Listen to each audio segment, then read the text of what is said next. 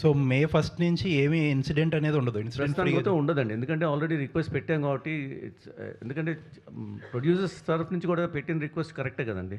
ఇప్పుడు at the end of the day మేము content ఇస్తేనే వాళ్ళు కూడా ఎగ్జిబిట్ చేయగలుగుతారు కదండి.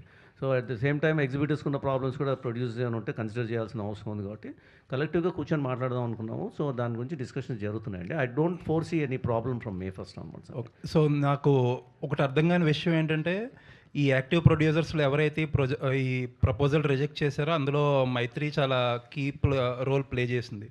రవి గారు న్యూమరస్ ఇంటర్వ్యూలు కూడా ఇచ్చారు యాక్చువల్లీ. బట్ ఏదైతే ఈ 23 థియేటర్స్ ఎవరైతే పర్సంటేజ్ సిస్టమ్ అంటున్నారో అందులో మైత్రి ఆపరేట్ చేస్తున్న విమల్ కూడా ఉంది. అంటే మీరు ఒక చోట ఏమో మేము పర్సంటేజ్ సిస్టమ్ కావాలంటే కరెక్ట్ కాదండి, అది రాంగ్ ఇన్ఫర్మేషన్. అది అదే క్లియర్గా తెలంగాణ దట్స్ నాట్ కరెక్ట్ అని చెప్పి నాకు తర్వాత చెప్పారండి. సో మీరు you are not participating in it? No, definitely not అండి, definitely not. We'll not participate, we'll participate according to the collective decision.